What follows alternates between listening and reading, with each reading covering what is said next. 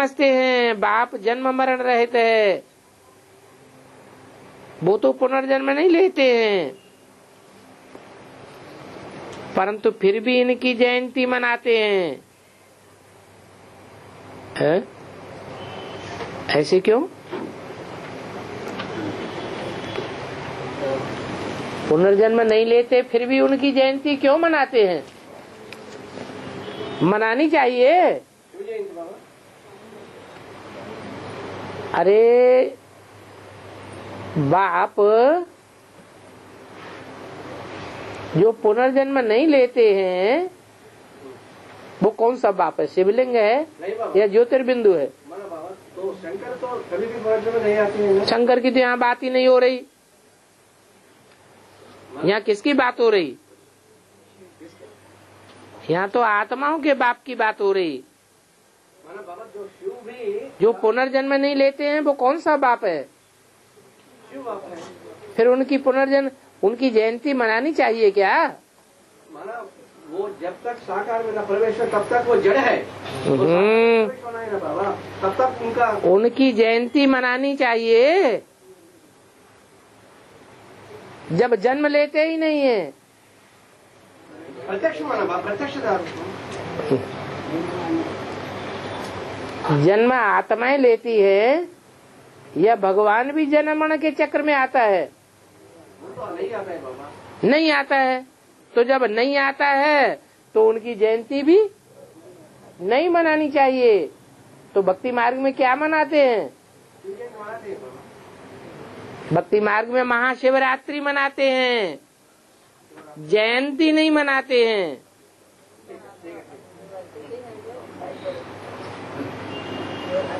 परंतु तुम बच्चे जयंती मनाते हो। ब्राह्मण जयंती मनाते हैं या भक्ति मार्ग वाले जयंती मनाते हैं? ब्राह्मण लोग मनाते हैं क्योंकि जानते ही नहीं। भक्ति मार्ग में तो फिर भी सच्चाई है। क्या सच्चाई है? कि शिव पुनर्जन्म में नहीं आते हैं, इसलिए उनकी महाशिवरात्रि मनाते हैं। गहरी से गहरी, महान से महान रात्रि, अज्ञान की रात्रि जब सारी दुनिया में फैलती है, दुनिया के लोग भी नहीं जानते भगवान को। तथाकथित ब्रह्मा कुमार कुमारी भी नहीं जानते भगवान को। और जो जानने का दम भरते हैं एडवांस पार्टी वाले, वो भी भगवान के स्वरूप पर घड़ी घड़ी निश्चय बुद्धि होते रहते हैं। आखिरी में ऐसा टाइम आता है कि सब भगवान को भूल जाते हैं, सब अज्ञान अंधकार में डूब जाते हैं। तब महाशिवरात्रि होती है। वो महान अज्ञान अंधकार की रात्रि ही कल्याणकारी रात्रि साबित हो जाती है। लेकिन बाबा ये बोलते हैं तो कृष्ण जयंती, वो जयंती को कोई वैल्यू नहीं है, वो गौरी जैसे शिव जयंती को सब सारा महिमा उनका है, शिव जयंती धूमधाम से मनाना है, बोलता है ना। जिसमें प्रवेश करते हैं उसकी प्रत्यक्षता की बात है। अरे निराकार को तो सारी दुनिया जानती है, मानती है।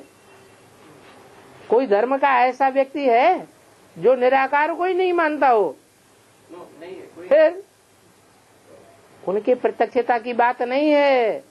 बाबा मतलब जब शंकर शिव समान बनते हैं उनका जयंती है ना बाबा।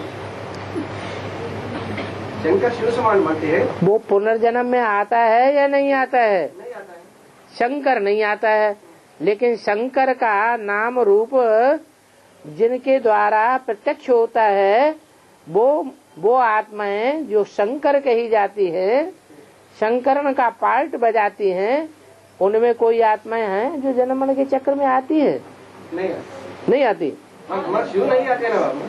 शिव नहीं आता है। बाकी ब्रह्मा और बाकी राम वाली आत्मा प्रजापिता, वो तो जन्म मरण के चक्र में आते हैं ना। अभी तो शिव जयंती को भी खत्म कर देते हैं। अभी माने कभी,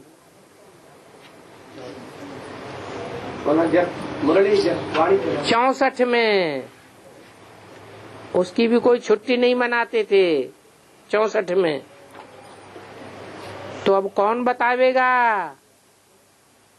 कि शिव का जन्म कैसे हुआ और जन्म कैसा हुआ,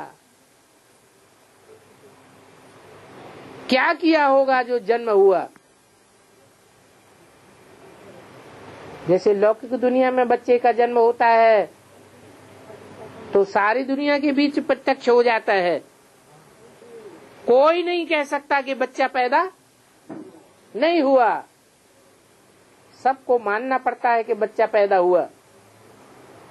इसका मतलब प्रत्यक्ष होना। तो प्रत्यक्ष होने का मतलब है बेहद के जन्म में